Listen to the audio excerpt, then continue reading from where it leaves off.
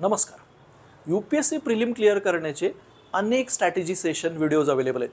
पण तुम्हाला जाणून घ्यायचं आहे असं काय केलं की शुअर शॉट प्रिलिम फेल होण्याचे चान्सेस वाढतात. जेणेकरून ते समजलं तर त्या चुका त्या गोष्टी आपण करण्याचे टाळू शकतो. तर आज आपण अशा काही 9 ते 10 गोष्टी समजून घेणार आहोत की ज्याने प्रिलिम फेल्युअरचे चान्सेस डेफिनेटली इन्क्रीज होतात.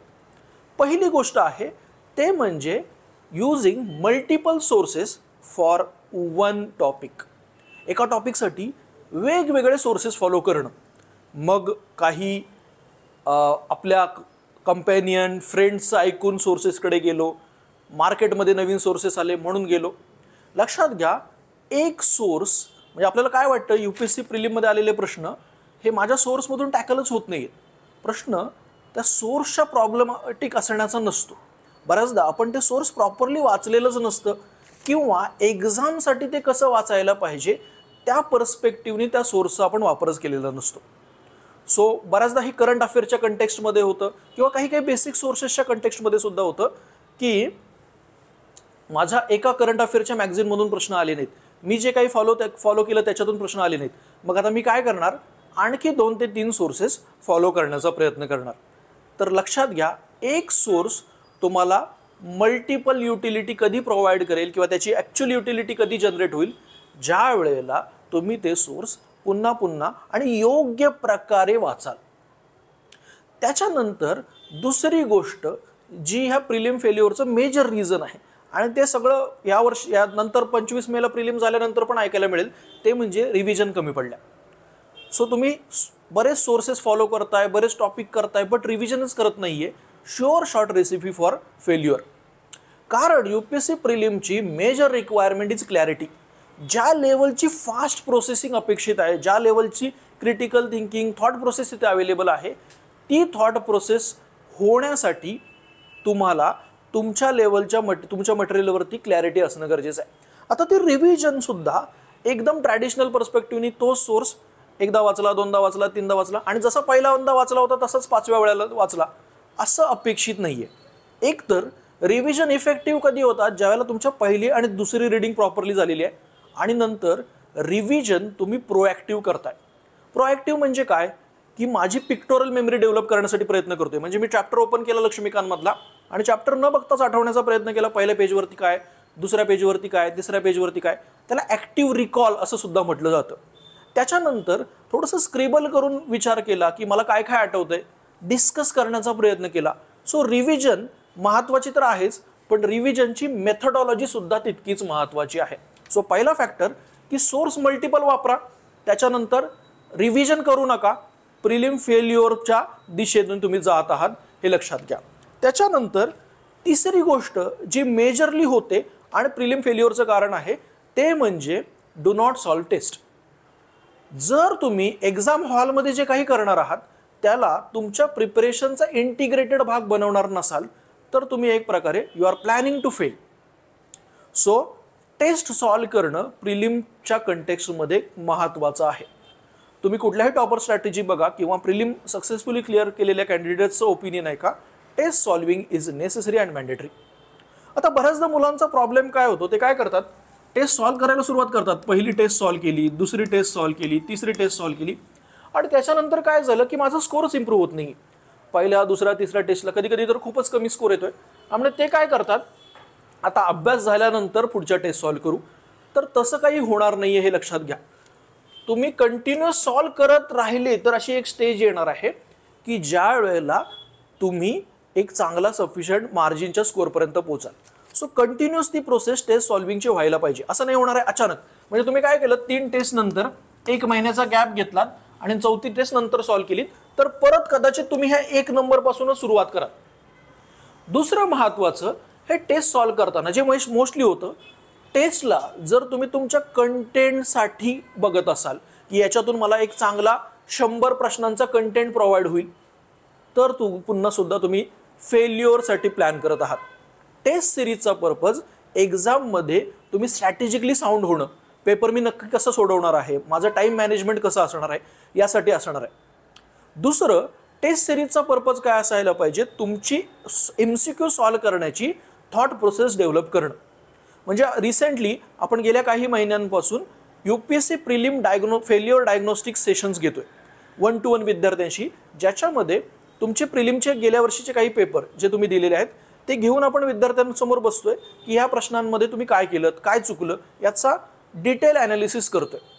आणि ते करताना त्यांना मी हे दाखवून देतोय की तुम्ही थॉट प्रोसेस कशी चुकीची केली एक्झाम हॉलमध्ये. त्यावेळेला विद्यार्थी विचारतात मग ही थॉट प्रोसेस डेव्हलप कशी करायची.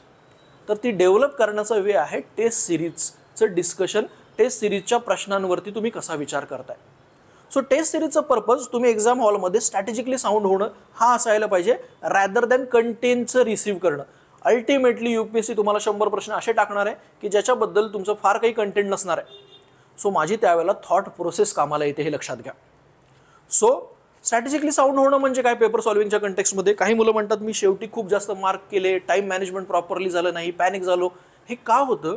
कारण टेस्ट सिरीजमधून तुम्ही ती स्किल एक्झाममध्ये पेपर कसा डील करायचा ही डेव्हलप केलेली नसते. त्याच्यानंतर महत्त्वाची गोष्ट जी खूप गरजेची आहे, जर तुम्हाला प्रिलिम फेलच व्हायची असेल तर PYQ निग्लेक्ट करा. Neglect PYQs.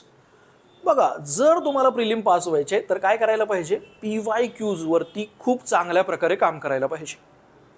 मी म्हणतो की UPSC प्रिलिमची भीती का वाटते किंवा ओव्हरऑल UPSC प्रिपरेशनची भीती का वाटते, कारण एक कोणता ऑब्जेक्टिव्ह पॅरामीटर्स नाही ना की आपण बरोबर दिशेने चाललोय, प्रॉपर वेनी चाललोय.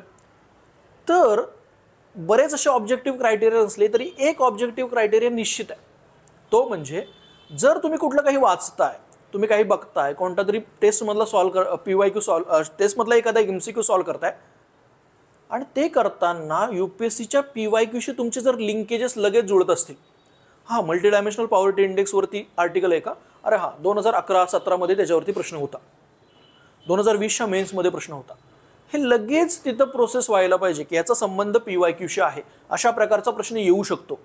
सो हे समजलं पाहिजे, PYQ वरती होल्ड असायला पाहिजे. एक शॉर्ट पण आपण अपलोड केली होती बघा, चंद्रकेतुगर, ही 2024च्या प्रिलिममध्ये साईट आली होती, जी 2021च्या प्रिलिममध्ये सुद्धा होती. जर मला स्टेट कळलं असतं तर तो प्रश्न खूप सोप्या पद्धतीने सॉल्व्ह केला असता. PYQकडे कशा पद्धतीने बघायला पाहिजे, एक PYQ वरून तुम्हाला एरियाज किंवा थीम्स कळल्या पाहिजेत UPSCच्या. बुद्धिझम चांगल्या प्रकारे करणं गरजेचं आहे कारण UPSC फोकस करते. दुसरं, PYQच्या कंटेक्स्टमध्ये तुम्हाला PYQ मधून सुद्धा खूप चांगल्या प्रकारचा कंटेंट मिळतो जो इलिमिनेशनला कामाला येतो. तिसरं, PYQची लँग्वेज कळली पाहिजे. अल्टिमेटली मला ह्या PYQतून काय कळायचं आहे, UPSC समजून घ्यायचे. सो PYQ समजल्यामुळे काय होतं, मला UPSCची लँग्वेज कळते. करेक्ट स्टेटमेंट असेल तर ते फॉर्म कसं केलं जातं, इनकरेक्ट स्टेटमेंट असेल तर ते फॉर्म कसं केलं जातं. थोडक्यात लॉजिकल इलिमिनेशन डेव्हलप होण्याची प्रोसेस PYQच्या ॲनालिसिसपासूनच होते. सो PYQ निग्लेक्ट करणं हे एक मेजर ब्लंडर प्रिलिमच्या कंटेक्स्टमध्ये होऊ शकतं. Then next recipe for failure or sure shot way to failure is going beyond things where cost benefit is low. बऱ्याचदा आपले प्रायोरिटायझेशन प्रिलिमच्या प्रिपरेशनच्या कंटेक्स्टमध्ये चुकतात. म्हणजे करंट अफेअरचं एक्झाम्पल घेऊया आपण. काय प्रायोरिटायझेशन असायला पाहिजे करंट अफेअरमध्ये, मी म्हणेन इन्व्हायरमेंट, त्याच्यानंतर इकॉनॉमी, त्याच्यानंतर IR, या 3 टॉपिकचं करंट अफेअर चांगलं केलं तर बरेच प्रिलिमचे प्रश्न बरोबर येतात. पण विद्यार्थी काय करतील, सायन्स टेकच्या करंट अफेअरमध्ये एनर्जी इन्व्हेस्ट केली, हे करायचं नाही असं नाही, पण तुमची प्रायोरिटी काय, माझं हे नाही चाललंय इन्व्हायरमेंटचं करंट अफेअर चांगलं आणि मी सायन्स टेकचं करंट अफेअर करतोय, तर त्याच्यातून काही आउटपुट जनरेट होणार आहे. कारण अल्टिमेटली UPSCचे सायन्स टेकचे प्रश्न हे स्पॉन्टेनियस सिच्युएशनल अवेअरनेसचे असतात. सो प्रायोरिटायझेशन मिस करू नका. कॉस्ट बेनिफिट ॲनालिसिस घ्या. पॉलिटी इकॉनॉमी चांगलं झालेलं नाही आहे आणि मी दुसऱ्या टॉपिकवरकडे शिफ्ट होतोय, ते पण प्रॉब्लेमॅटिक आहे. सो कॉस्ट बेनिफिट ॲनालिसिसचा विचार करा. माझं असं म्हणणं आहे की पॉलिटी, इकॉनॉमी आणि इन्व्हायरमेंट चांगलं करा. तुमचे प्रिलिमचे क्लिअर होण्याचे मार्क्स तिथूनच आले पाहिजेत. त्याच्यानंतर आणखी एक sure shot recipe is neglecting this part, CSAT. गेल्या काही वर्षात GS मध्ये खूप चांगले मार्क विद्यार्थ्यांना आहेत, पण CSAT क्लिअर होत नाहीये. सो याच्यासाठी सुद्धा ॲम्बिशियसली आपल्याला सुरुवातीपासून काम करावं लागेल. पहिलं तर CSATची तुमची रेंज ओळखा, कुठपर्यंत आहात. UPSCला CSAT क्लिअर करण्यासाठी 66 मार्क्स लागतात. मी म्हणेन 80ची लिमिट ठेवा, ॲटलिस्ट 80च्या वरती मार्क आले पाहिजेत, नाहीतर ते पुन्हा एकदा प्रॉब्लेमॅटिक ठरतं, वर खाली होऊ शकतात मार्क्स. सो 80च्या प्लसच मार्क्स आपल्याला असायला पाहिजेत. आणि त्यासाठी पहिल्यांदा तो एक टेस्ट सॉल्व्ह करून तुमची रेंज ओळखा. UPSCचा previous year question paper solve केला आणि तुम्हाला कळलं की हो एवढे मला मार्क्स येत आहेत. जर समजा ते 100च्या वरती असतील, 90च्या वरती असतील, तर तुमच्यासाठी अल्टिमेटली स्ट्रॅटेजी वेगळी असेल. बट एकदा ती रेंज कळली तर त्यानुसार प्रॉपरली प्लॅन करा. कॉम्प्रेहेन्शनला निग्लेक्ट करू नका. कॉम्प्रेहेन्शनवरतीच अर्धीपेक्षा जास्त लढाई जिंकली जाऊ शकते. आणि लक्षात घ्या, GS मध्ये आणि CSAT मध्ये दोन्हीमध्ये सुद्धा कॉम्प्रेहेन्शन कामाला येतं. जे लॉजिकल गेसवर्क आहे ना, ते कॉम्प्रेहेन्शनच आहे अल्टिमेटली. सो कॉम्प्रेहेन्शनवरती काम चांगलं करायला पाहिजे. CSAT स्ट्रॅटेजीवरती, कॉम्प्रेहेन्शन अँड मॅथ्स रिझनिंगवरती आपण लवकरच बोलू, पण CSAT वरती फोकस असायला पाहिजे. जर समजा तुम्ही 60पेक्षा खूपच कमी मार्क मिळत आहेत, तुम्हाला 60पेक्षा खाली मार्क्स, 66पेक्षा कमी मार्क्स आहेत, तर तुम्ही डेली बेसिसवरती तो दुपारचा सेशन, कारण दुपारी आपला CSATचा पेपर असतो, CSATला दिला पाहिजे. त्याच्यानंतर इम्पॉर्टंट गोष्ट जी प्रिलिमच्या फेल्युअरचं कारण ठरू शकते ते म्हणजे पुअर प्लॅनिंग. काय होतं विद्यार्थ्यांकडून, एकदमच एक्स्ट्रीम लेवलचं प्लॅनिंग होतं, टू आयडियलिस्टिक, आणि जे फॉलो होत नाही आणि मग प्रेशर बिल्ड होतं. किंवा टू सिम्प्लिस्टिक, म्हणजे कोणाकडून तरी एवढं केलं तरी झालं असं ऐकलं जातं आणि मग प्लॅन केलं जातं. प्रॉपर प्लॅनिंग पाहिजे. तुम्ही UPSC प्रिलिम कोअर बॅचचं आपलं शेड्यूल बघितलं तर त्यात सुद्धा प्रॉपरली प्रायोरिटायझेशनच्या बेसिसवरती प्लॅन केलं आहे. पॉलिटी, इकॉनॉमी, इन्व्हायरमेंट हे 3 टॉपिक प्रायोरिटीवरती घेतलेले आहेत आणि ते फेब्रुवारी मिडपर्यंत कंप्लीट करण्याचं नियोजन, जेणेकरून काय फेब्रुवारी एंडपर्यंत कंप्लीट करण्याचं नियोजन आहे, जेणेकरून तुम्ही प्रिलिम क्लिअर करायला फेब्रुवारी एंडलाच प्रिपेअर्ड असाल. सो प्रायोरिटायझेशन असायला पाहिजे, प्रॉपर प्लॅनिंग असायला पाहिजे. म्हणजे मी सजेस्ट करेन की बॅलन्स ठेवा तुमच्या प्रिपरेशनमध्ये. 3 सेशनची स्ट्रॅटेजी आपण सांगतो. एक म्हणजे GSचा असा टॉपिक घ्या जो तुमच्याला, ज्याच्यावरती तुम्हाला ॲब्सोल्यूट कंट्रोल पाहिजे. त्याच्यानंतर CSATचा session depending upon your requirement, किती वेळ लागणार आहे तुम्हाला. जर CSATला तितकी गरज नाही आहे, CSAT कम्फर्टेबल आहे किंवा 1-2 तासांनी होते, तर करंट अफेअरला त्यासोबत वेळ द्या. हे 3 सेशनची स्ट्रॅटेजी बेसिकली तुमच्या लेवलला ठरेल की काय करायला पाहिजे. जसं GSचा एक बेसिक विषय आहे, त्याच्यासोबत दुसरा जो तितका वेळ द्यायची गरज नाही, कॉस्ट बेनिफिट कमी आहे पण करणं गरजेचं आहे, असा आर्ट अँड कल्चरचा, जॉग्रफीचा सेशन तुम्ही इंट्रोड्यूस करू शकता. याच्यावरती 15 तारखेला ज्या कोअर बॅचची स्टार्टिंग आहे त्याच्यामध्ये आणखी डिटेलमध्ये बोलणार आहे, तो पार्ट पण आपण अपलोड करूया.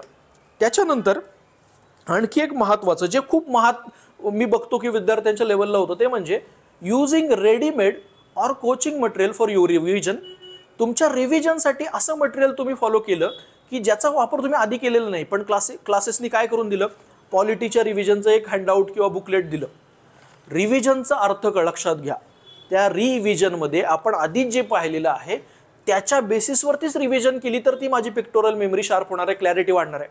माझ्या ब्रेनला अल्टिमेटली प्रिलिम जवळ आल्यानंतर वेगळंच काहीतरी मटेरियल मी आणून दिलं तर काय होणार आहे, ती रिव्हिजन प्रॉपर होणार नाही, एक्झाम हॉलमध्ये कन्फ्युजन होईल आणि प्रश्न चुकतील. सो रिव्हिजनसाठी तुमचे जे सोर्स फॉलो केलेत त्याच्याकडेच परत जाणं हे खूप महत्त्वाचं आहे. आणि ज्या वेळेला मी असं म्हणतो की तुम्ही कॉस्ट बेनिफिटचा विचार करा, त्यावेळेला UPSCचे प्रायोरिटायझेशन पण समजून घ्या. म्हणजे विद्यार्थी काय करतात, ते IUCN स्टेटस किंवा मॅपिंग याच्यावरती इतका एक्सेसिव्ह वेळ देतात. बघा, मॅपिंग महत्त्वाचं आहे, त्याच्यावरती 2-3 प्रश्न नक्की असतात, कधी कधी त्याच्यापेक्षा जास्त असतात. पण UPSC मॅपिंग अशा बाबतीत विचारतं जे रिकरंट करंटमध्ये आहे, जे रिकरंट डिस्कशनमध्ये आहे, प्रायोरिटी एरिया आहेत ओव्हरऑल कंटेम्पररी इंटरनॅशनल रिलेशनच्या कंटेक्स्टमध्ये. हे IUCN स्टेटस ते मॅपिंगमध्ये इतकी एनर्जी वेस्ट होते की आपलं जे बेसिकची प्रायोरिटी आहे ती बाजूला होते. तर तसं तुम्ही करणार असाल तर अगेन ते फेल्युअरचे चान्सेस वाढतात. त्याच्यानंतर आणखी महत्त्वाचं काय प्रिलिम फेल होण्यासाठी, तर ते म्हणजे कोणते तरी शॉर्टकट्स, असे इलॉजिकल इलिमिनेशन टेक्निकवरती तुम्ही रिलाय राहणार असाल. लॉजिकल इलिमिनेशन UPSC मध्ये पॉसिबल आहे का प्रिलिममध्ये? Yes, definitely yes. There are many aspect. आपण आपल्या कोअर बॅचमध्ये म्हटलं पण आहे आपल्याला 20+ लॉजिकल इलिमिनेशन टेक्निक शिकायचे.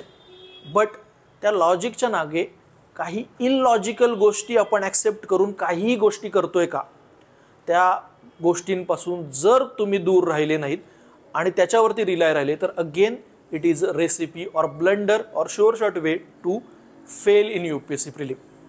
सो तुमचं प्रिलिमच्या कंटेक्स्टमध्ये काही आणखी डाऊट असतील तर तुम्ही नक्की कमेंटमध्ये कळवा. अजून असं प्रिलिमच्या स्ट्रॅटेजी आणि कंटेंटच्या पर्स्पेक्टिव्हने आपण याच्या पुढचे 5-5.5 महिने बोलत राहणार आहोत. थँक्यू.